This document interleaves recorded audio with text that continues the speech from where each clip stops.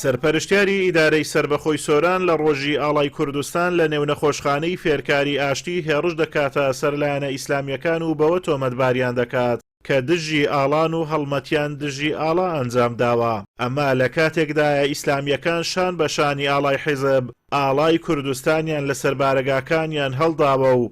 بەردەوام دەشەکێتەوە و هیچ کات گرفتیان لەگەڵ ئاڵای کوردستان نەبووە. بەداخەوە لەلایەن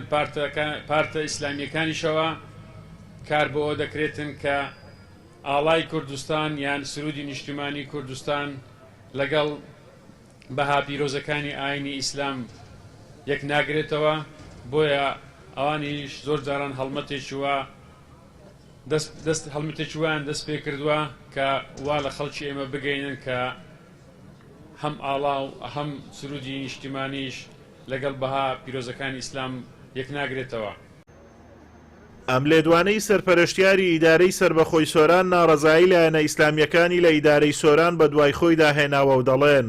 مێژووی ئیسلامیەکان لەوە پاکترە تۆمەتی لەو جۆرەیان بۆ دروست بکرێت. ڕاشی دەگەێنن ئیسلامیەکان پارێزەری ڕاستەقینەی شوناسی گەلی کوردن و ڕۆژێک لە ڕۆژان لەجێر ئاڵای کوردستان خیانەت و گەندەڵیان لە نەتەوەکەیان نەکردووە تاوەکو دژایەتی ئاڵا بە ئیسلامیەکان بفرۆشنەوە و خۆشیان نەهامەتی نەماوە بەسەر ئەمگەلەیدا نەهێن و ئیسلامیەکان لێی بێبەرین. ئەمڕۆ کە ڕۆژی ئاڵایە هەردوو برای بەڕێزم مامەستا کەیفی و مامەستا سیامەند وەکو نوێنەری مەڵبەندی کۆمەڵی دادگەری بەشدار بوون لە بەرزڕاگرتنی ئاڵای کوردستان و بەڵام بەداخەوە بەرپرسی ئیدارەی سۆران زۆر نابەرپرسانە هێرش دەکاتە سەر لایەنە ئیسلامیەکان،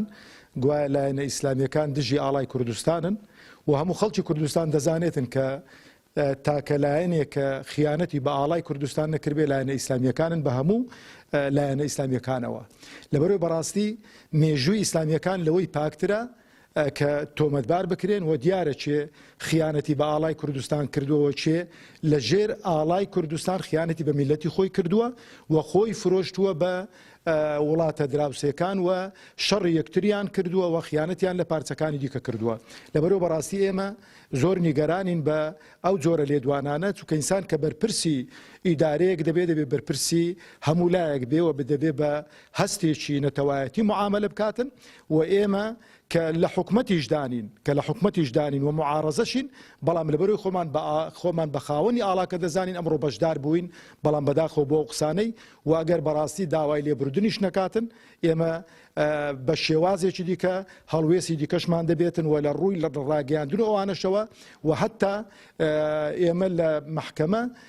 سکاڵای لەسەر تۆمار دەکەین کە ئیتیهامی لایەنە ئیسلامیەکان دەکاتن دەبێت بەڵگە و مستەمسەکی خۆی بخاتە ڕوو. خوازیاریشم ئەوە دوجاری بێتن و دووبارە نەکرێتەوە، چونکە ئێمە خۆمان لە هەموو لایەک بە دڵسۆستر زان بۆ ئەو میلەتەمان بۆ ئەو خاکەمان و تاکە لایەنێکیشین لایەنە ئیسلامیەکان کە خیانەتمان لە میلەت و لە ئاڵای خۆمان نەکردووە. بەداخەوە لەم ڕۆوەکە ینی ڕۆژی ئەڵا بوو لە سنووری ئیدارەی سۆران، ینی کە بەدەستانی ئەم ئیدارەیە هێرشێکی ناڕەوا ئەکەنە سەر ئیسلامیەکان بەوەی توان بەوەی ینی ئیتهامیان ئەکەن کە دژی ئاڵای کوردستان یان ڕێز لە ئاڵای کوردستان نەگرن. بەڕاستی ئەمە دیعایەکی باتیلە و ینی بێمعنایە بەڕاستی، چونکە هەر وەکو ئاماژەم پێدا بەڕاستی ئیسلامیەکان پارێزەری ڕاستەقینەی شوناسی ئەم میلەتەن، ئەخلاق و ڕەوشتی ئەمگەل ئەپارێزن، بەڕاستی پاکن لە گەندەڵی، دەستیان سوورنیە بە خوێنی خەڵک و ئەو نەهامەتی و ئەو گرفتانی ئەمڕۆ بەسەر ملەتی کوردە هاتیە بەڕاستی ئیسلامیەکان لێ ببەرین.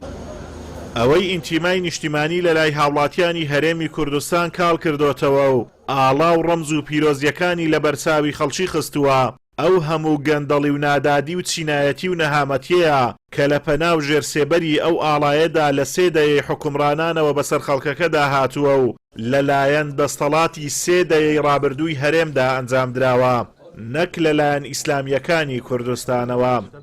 لە کارنامە و ئەدەبیاتی ئیسلامیەکانیشدا هیچ گرفتێک لەگەڵبوونی سرودی نیشتیمانی نەبووە و نییە، جگە لەوەی زۆر بەڕوونی ڕەخنە و تێبینیان لە سەردێرێکی هۆنراوەکە هەبووە، نەک هەڵمەتیان لە دژ دەست پێکردبێ یا سوکایەتیان پێکردبێ، وەک ئەوەی بەرپرسی ئیدارەی سۆران بۆ مەبەستی تەسچی حیزبایەتی بەکاری دەهێنێت. ئازادۆمەراوەی کەناڵی ئاسمانی پەیام، سۆران.